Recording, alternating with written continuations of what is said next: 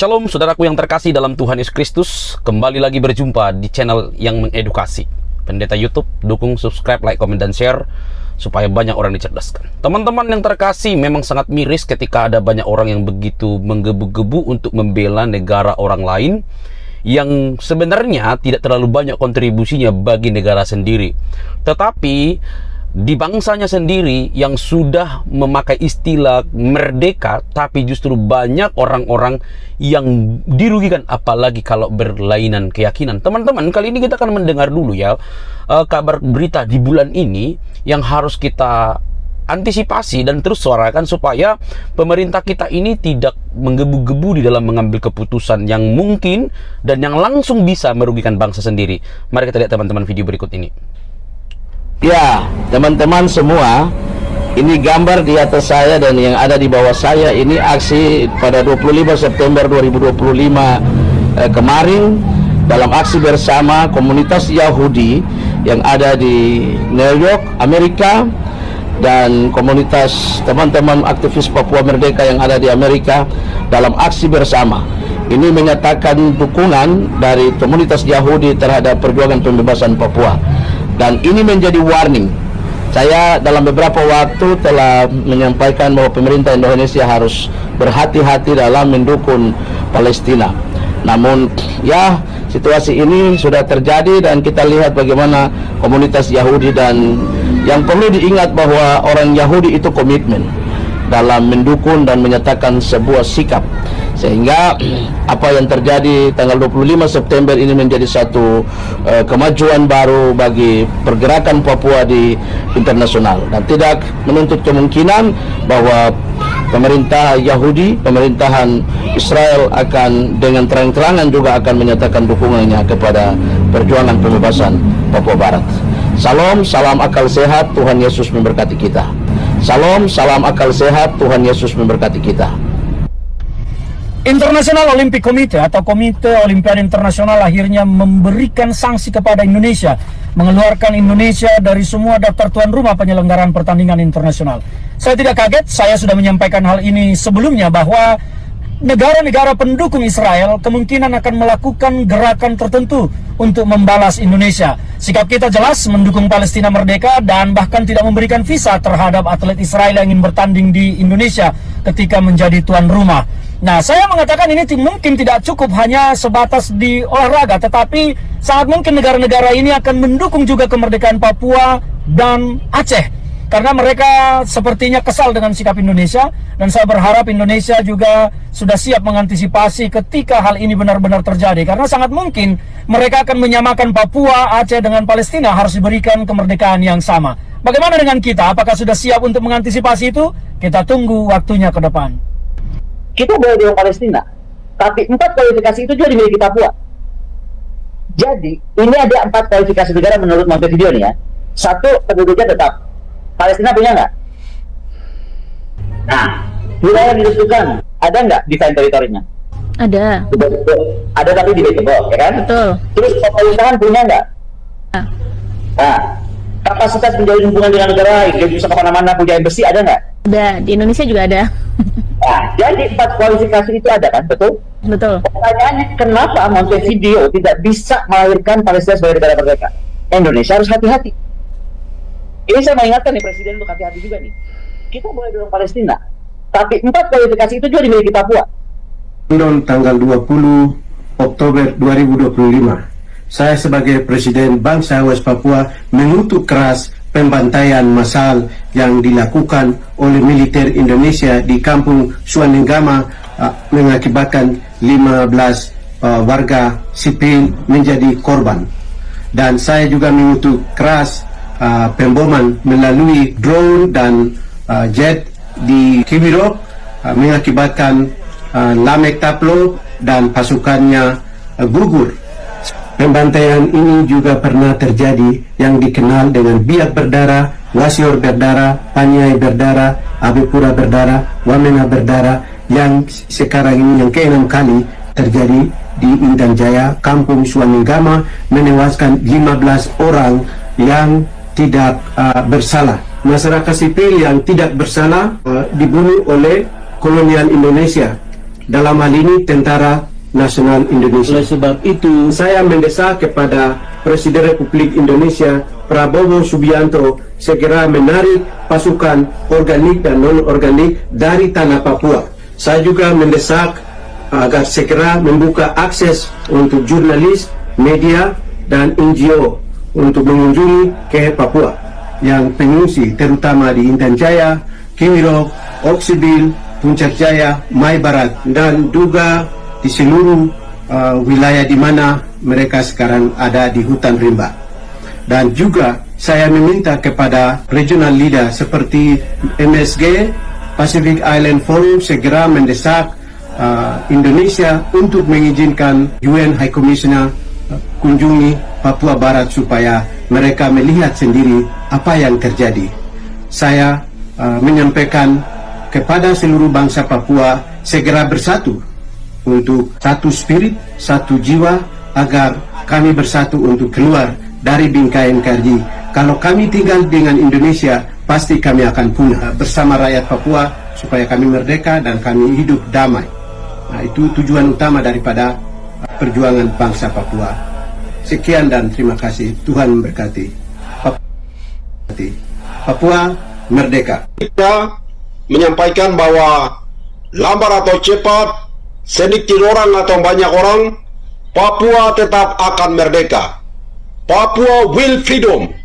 Papua will free.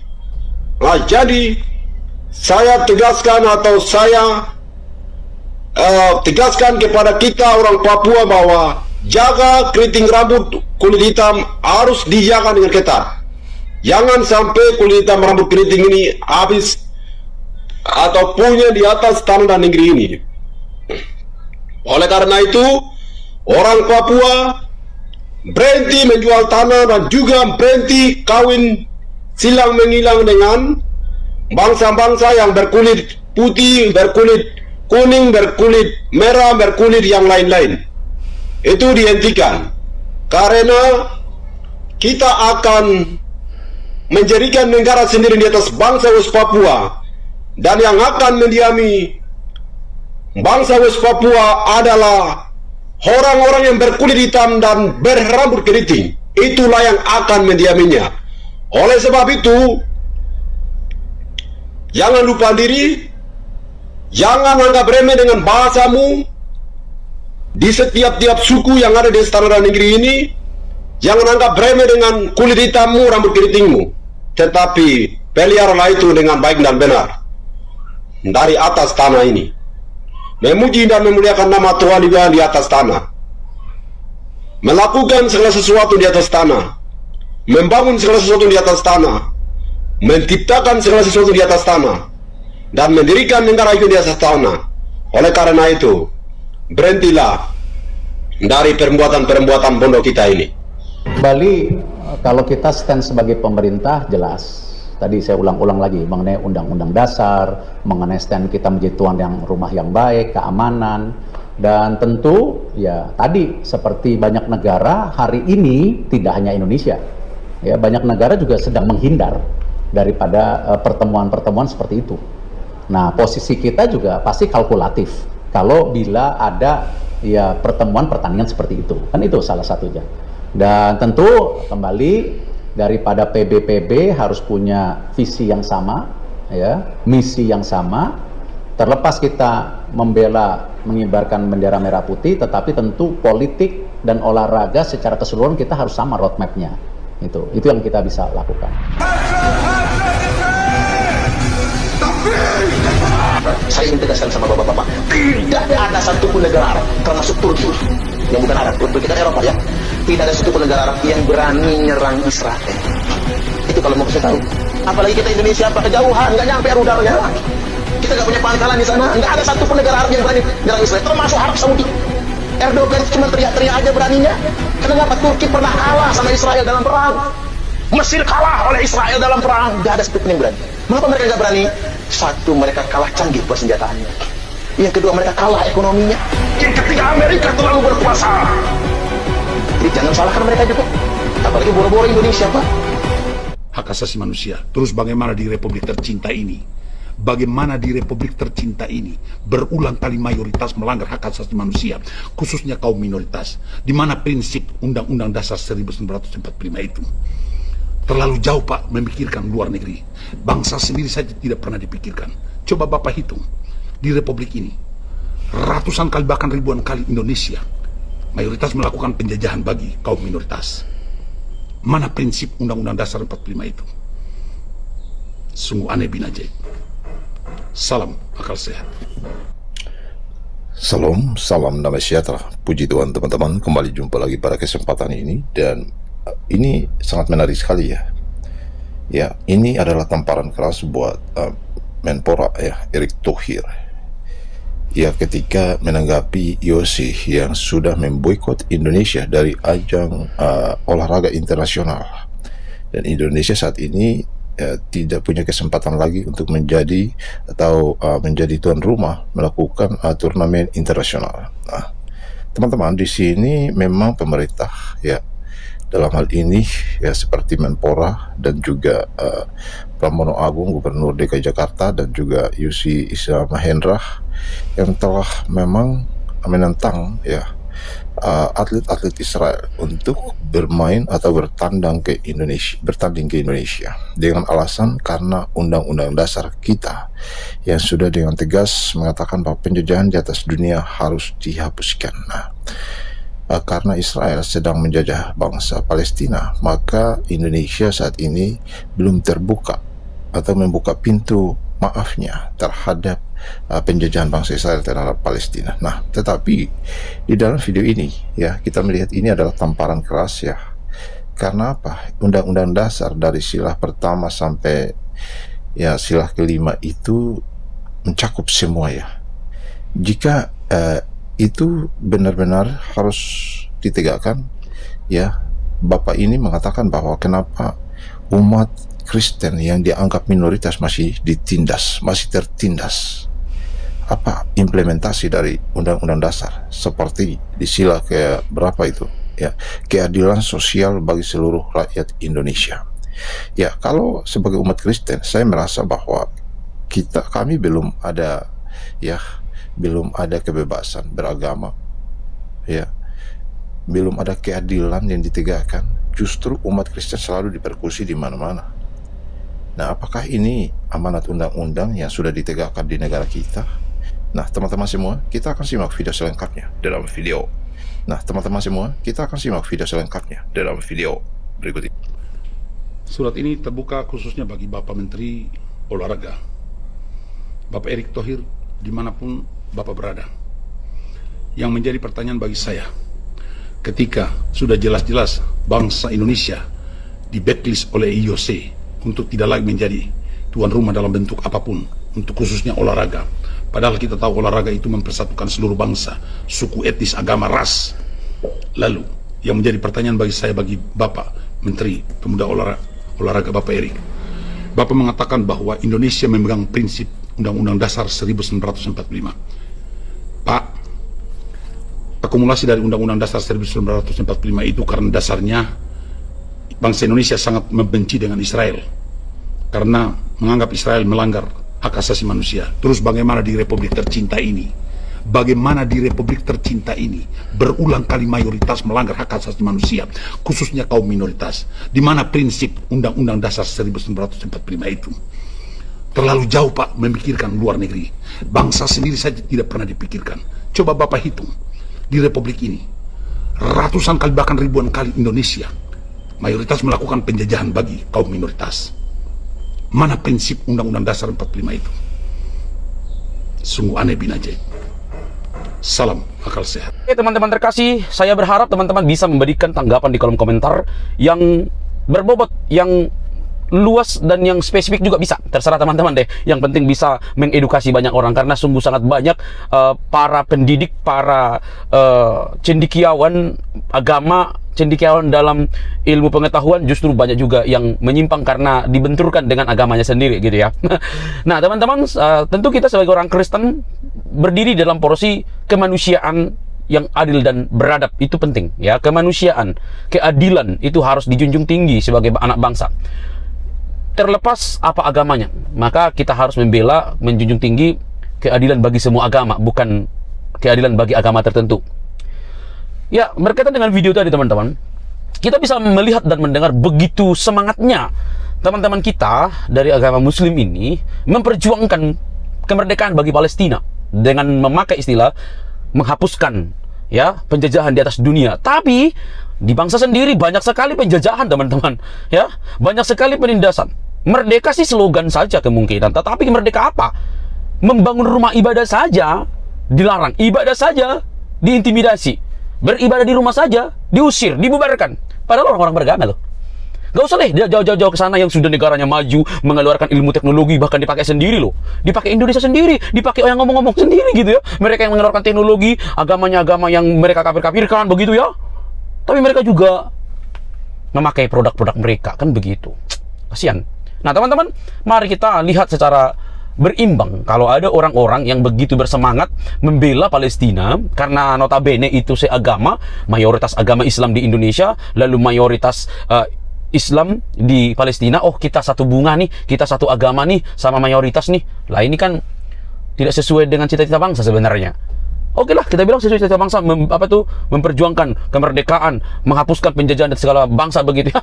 Tapi kan lihat dulu dong, bangsamu sendiri gimana? Maka para teman-teman kita yang dari Papua akan menyuarakan yang lebih keras lagi. Teman-teman kita yang mungkin ada di timur sana akan bersuara lantang keras dan menyatukan pendapat bahwa mereka harus merdeka. Alih-alih mau memerdekakan bangsa orang, di bangsa sendiri lepas. Karena apa? Karena ada banyak hal-hal yang justru terjadi ketidakadilan bagi bangsa sendiri.